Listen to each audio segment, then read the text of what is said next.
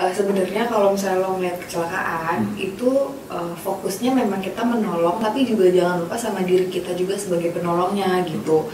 Kalau misalnya luka tusuk, cara yang pertama itu adalah jangan mengambil si tusukannya.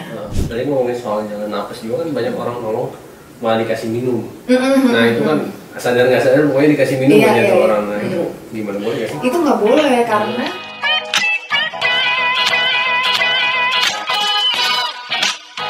Halo, balik lagi bersama saya Abi dan Dr. Karina ya. Iya. Nggak besen-besen kita ngadain podcast nih, sehat ya. Udah edisi berapa? 30 banyak, udah 40 lah ya Bang. Ya? 37 udah mau 40 episode nih. Nah, dari salah satu episode menarik, nah kita ada salah satu topik yang ini nih, apa namanya? Yang lagi in banget ya. Belum lama ini seputar kecelakaan ya. Nah, di podcast ini bakal ngebahas seputar gimana sih kayak pertolongan pertama seputar kecelakaan itu, sampai buat masing-masing spesifik kecelakaannya mungkin bukan kecelakaannya sih, tipe cederanya gitu ya, kayak cedera otak dan segala macam gitu. Stay tune ya. Oke. Nah, ngomongin soal kecelakaan kan ibaratnya gimana ya, kalau misalnya kita ngelihat kecelakaan ini banyak orang yang cuma lihat doang gitu ketimbang nolong atau gimana, atau mungkin mereka nggak tahu nolongnya gimana, jadi cuma liatin ini aja dari mereka. Nah gitu, kalau kita nih ngelihat kecelakaan gitu, tindakan pertolongan pertama yang sebaiknya diberikan itu apa sih? Jadi kita sebagai penolongnya gitu ya. Nah jadi sebenarnya kalau misalnya lo ngeliat kecelakaan itu fokusnya memang kita menolong, tapi juga jangan lupa sama diri kita juga sebagai penolongnya gitu. Jadi yang pertama itu kita pantau dulu nih keadaannya aman atau enggak. Jadi jangan lo misalnya kondisi anggaplah ada tabrakan beruntun gitu, terus kebakaran, terus lo mau nolongin gitu saat kondisi yang api gede gitu, itu nggak bisa. Jadi lo benar-benar pastiin keadaannya aman, misalnya pemadam kebakaran udah dateng, jadi lo baru bisa nolong. Pertama kalau lo mau nolong, lo lihat dulu tuh kondisinya aman atau enggak. Jadi jangan main ya udah tolong aja gitu, karena bisa aja itu membahayakan buat lo gitu.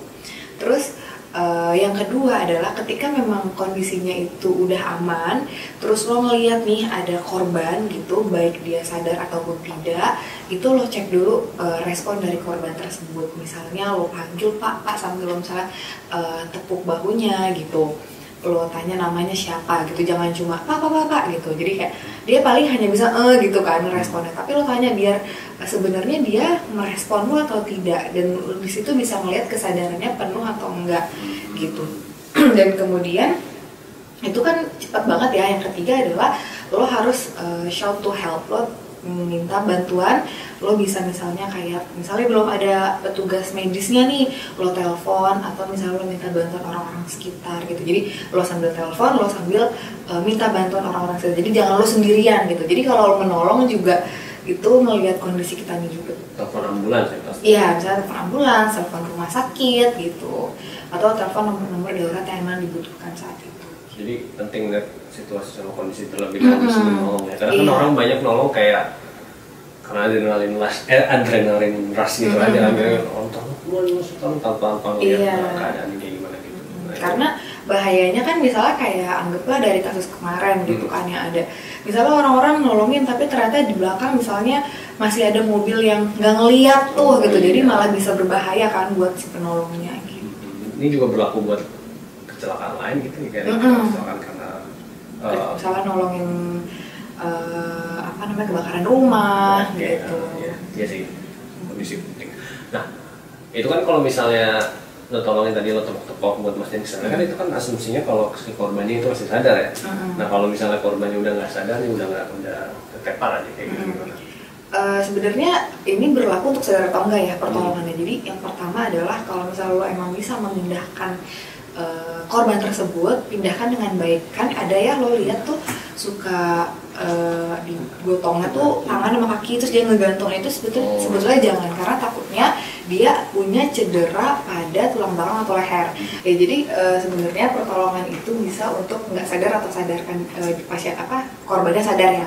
Jadi pertama adalah yang tadi lo tepuk itu, kalau memang dia nggak sadar, itu caranya adalah yang pertama lo amanin dulu tuh tempatnya, terus lo misalnya pindahin korbannya itu ke tempat yang aman. tapi cara memindahkannya itu juga harus benar kan. Kalau misalnya lo lihat misalnya di TV atau misalnya di sosial media ada yang nolonginnya tuh dia ngegendong tapi tangannya kakinya digendong terus orangnya ngegantung kebayang nggak sih ya kan gitu, terus kepalanya jadi oglek-oglek gitu. Nah itu sebenarnya jangan, karena khawatir si korbannya ini jangan-jangan punya cedera pada tulang belakang sama leher. Jadi caranya adalah disanggah kepala dan tulang belakangnya.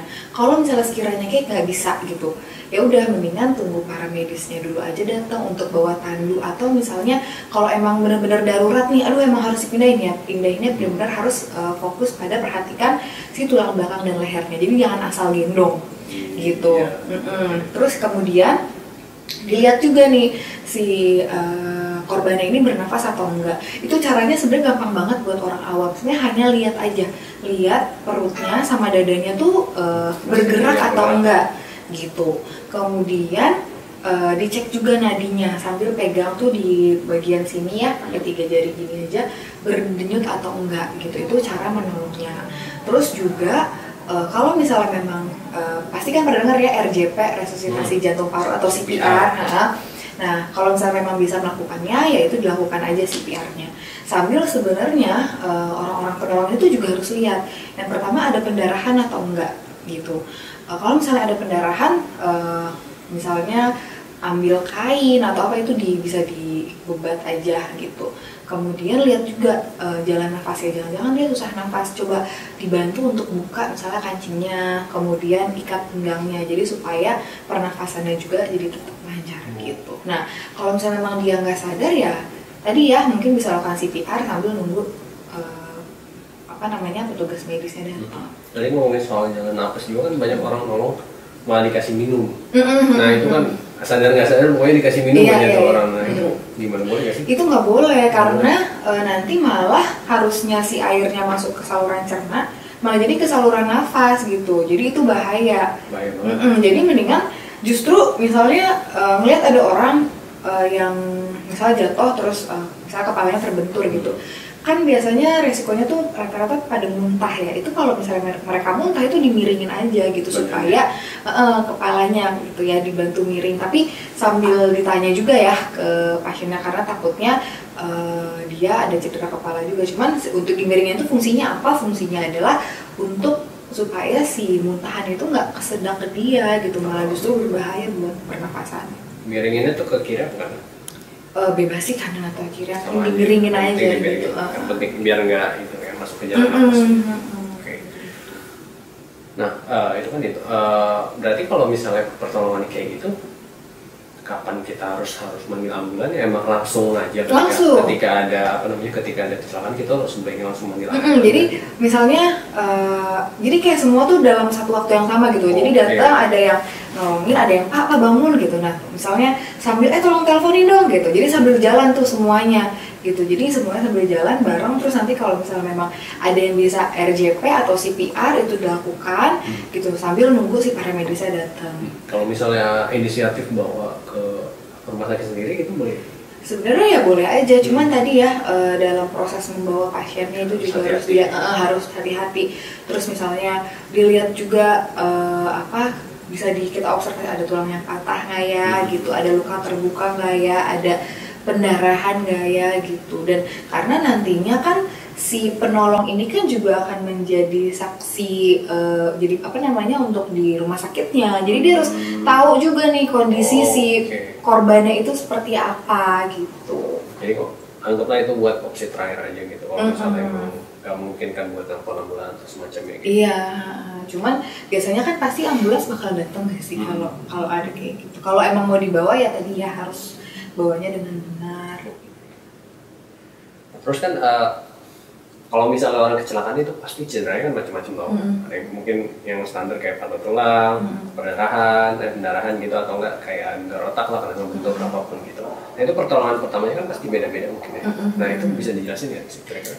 Ya, kalau misalnya untuk basic awalnya kayak nolong itu ya pertama tadi ya lo panggil namanya siapa gitu, terus abis itu amankan juga dia, jangan nolong misalnya kecelakaan di tengah jalan nih, lo nolong di tengah jalan di mana banyak motor lewat-lewat gitu kan, jadi iya jadi lo pindahin dulu gitu ke tempat yang aman, ke tempat yang datar gitu. Misalnya ada aspal yang datar, atau kadang-kadang kan orang suka naro udah misalnya tempatnya datar terus dia naro apa namanya kardus gitu kan, jadi tempatnya datar aja gitu, dia taruh di situ. Nah kalau misalnya untuk pendarahan, saya lihat nih ada pendarahan itu bisa dibantu dengan ambil kain atau ya kain lah ya untuk dibebat gitu loh. Perlu terus bersih nggak?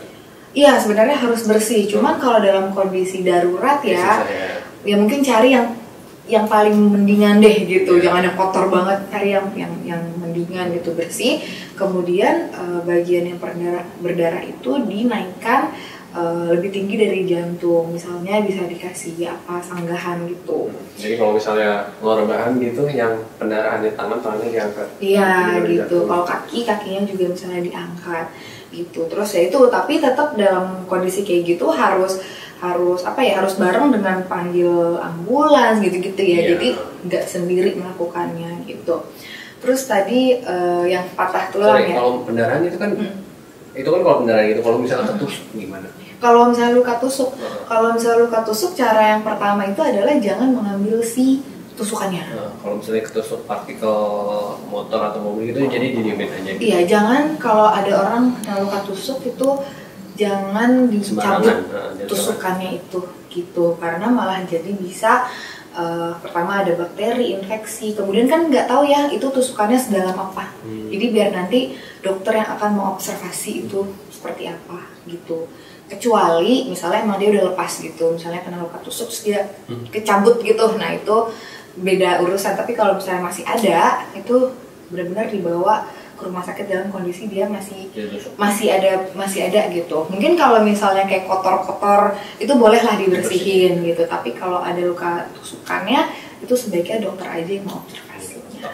Parah ya? Iya gitu. Orang kan nggak tahu sedalam apa kan, di dalamnya ada organ apa. Dan juga banyak persepsi salah gitu dari misalnya film lah, acara TV atau segala macam, kalau misalnya itu udah dicabut langsung di itu jangan sih, karena harus diobservasi sedalam apa. Misalnya kan kenanya apa nih, misalnya usus atau apa gitu. Nah kita kan nggak tahu ya gitu, jadi mendingan gitu aja posisinya, langsung aja misalnya panggil ambulans, atau misalnya dia memang nggak ada keluhan pada, misalnya udah ditusuk aja gitu, ketusuk aja udah langsung aja dibawa ke rumah sakit.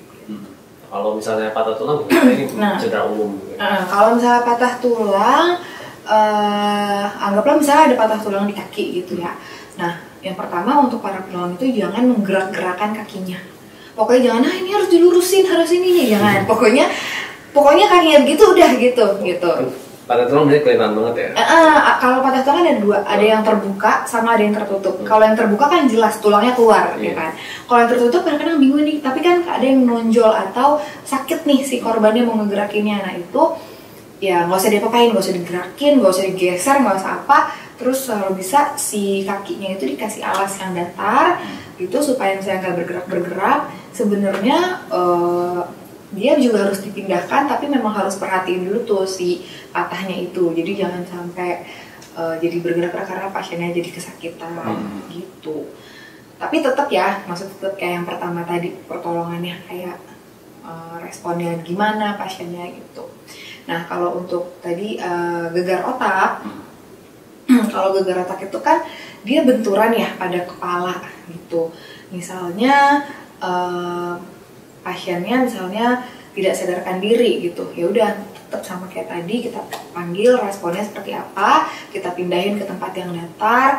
Kemudian biasanya kalau masalah pada otak itu ada respon muntah, ya tadi harus dimiringin gitu supaya dia nggak aspirasi, nggak masuk ke jalan nafas gitu. Kemudian sambil dilihat juga di kepalanya tuh ada benturan atau enggak, dan cara pemindahannya juga harus tadi ya, kepala, leher, dan tulang belakangnya itu harus ditopang supaya aman gitu, karena takutnya cedera kepalanya tambah serius kalau dia oglek ke belakang gitu. Jadi ya itu sih paling kalau cara-cara untuk yang basicnya. kan di luar itu mungkin ada kondisi di mana kita kecelakaan sendiri nih, nggak ada yang nolongin gitu. Kalau kita naik motor atau naik mobil tiba-tiba kecelakaan gitu, dan memang nggak mungkin kan ada pertolongan dari orang lain di sekitar itu. Nah itu gimana tuh? Apa yang bisa kita lakukan?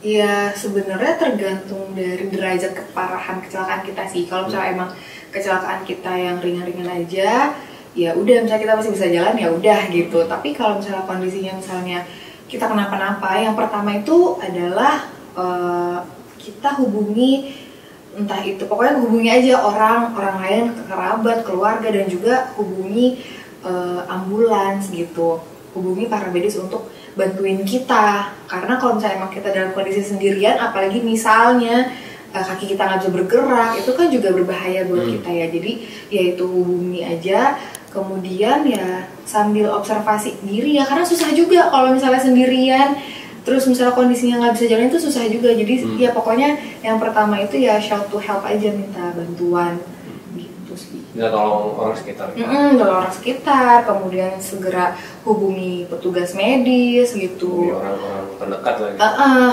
gitu. Gitu. Jadi kita cepat-cepat bisa langsung diobservasi apa lukanya gitu. Nah kalau misalnya gimana kalau korbannya bayi atau enggak kayak gitu kan pasti badan mereka kan nggak seperti orang dewasa gitu. Pertolongan juga mungkin beda kan ya. Kalau pertolongan bayi itu juga ya beda ya, karena kan dia nggak bisa kita, apalagi misalnya bayi gitu belum bisa ngomong, jadi ya pas kita respon gitu kita lihat aja misalnya dia masih bergerak atau enggak gitu. Dan ada perbedaan pada saat cara CPR-nya gitu. Kalau misalnya CPR pada orang dewasa kan pakai tangannya full gini, tapi kalau misalnya pada anak tuh hanya menggunakan 2 jari aja, jempol atau jari ini gitu. Jadi memang ada perbedaannya. Terus tapi yang lain-lainnya sama, kayak menopang kepala, tulang belakang dan leher. Jadi bedanya cuma di CPR-nya aja. Terus kalau misalnya itu ngomongin soal CPR, kan masih banyak orang yang salah kaprah. Misalnya CPR kaitannya sama nafas buatan gitu kan, nggak tahu sebenarnya CPR itu bentuknya kayak apa namanya, neken-neken dada kayak gitu kan. Nah itu gimana bentuknya kalau CPR? Nah sebenarnya gue juga mau ngasih tau sih buat orang-orang bahwa CPR itu adalah ilmu dasar yang harus dimiliki oleh siapapun gitu, karena untuk nolongin orang lain juga kan, baik keluarga ataupun misalnya orang lain yang di luar gitu. Nah cara CPR itu sebenarnya dibilang gampang ya gampang, tapi memang perlu ada pelatihannya gitu. Jadi mungkin gue kasih tau kasarnya aja, nanti mungkin bisa search di YouTube caranya gitu. Jadi caranya itu adalah yang pertama tadi ya bantu amankan pasiennya, kemudian juga ngelihat pasiennya juga sadar atau tidak kayak gitu ya. Terus cara CPR adalah kompresi. Kompresi itu adalah menekan bagian dada, bagian tengah dada, atau gampangnya itu adalah yang di antara payudara. Dan posisinya itu pasiennya, jadi kita ada di sebelahnya pasien gitu. Jadi kebayang nggak ya, misalnya ini pasiennya kepalanya di sini, penolongnya ada di sini gitu. Nah posisinya itu adalah tangannya kayak gini. Tapi kalau ini yang misalnya dominannya, kalau gue kan nggak kidal, jadi gue yang kanan di atas untuk menekan. Kalau misalnya yang kidal mungkin terbalik ya. Terus ditaruh di tengah-tengah tangannya. Di tengah sini berarti iya. Ya? Nggak di jantung, nggak di paru? Nggak, di tengah. Nah, terus tekannya juga jangan gini ya. Jadi dia ada hitungannya 1-2 kali per detik gitu. Kemudian coba lakukan aja selama 1 menit gitu. Terus tapi diterusin aja. Tapi 30/2, jadi 30 kali kompresi, 2-nya itu adalah ngasih si nafas buatannya. Cuman untuk nafas buatan itu apalagi sekarang ya ada infeksi pernafasan dan lain-lain, mungkin bisa pakai device untuk ngebarrier antara mulut kita sama korbannya gitu, supaya nggak mouth to mouth gitu. Tapi kalau emang sekiranya nggak mau gitu, nggak apa-apa di kompresi aja. Kompresinya tadi 30/2, jadi 1, 2, 3, 4 gitu sampai 30. 2-nya adalah kasih nafas buatan. Cara ngasihnya, hidungnya ditekan, kemudian kepalanya agak dinaikin, terus dikasih nafas buatan tanpa ada celah gitu.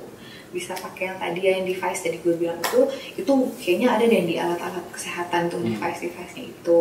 Nah, dan cara ininya juga jangan kayak tekan sekuatnya, enggak, jangan. Jadi dia tuh dada kita itu kan bentuknya gini ya, kayak tulangnya tuh kan begini. Nah, itu ada tulang rawan di tengahnya. Nah, itu tuh dia bisa kembali lagi gitu loh, kayak membal. Jadi begini dia sampai membal sempurna, baru ditekan lagi, jangan tekan gitu.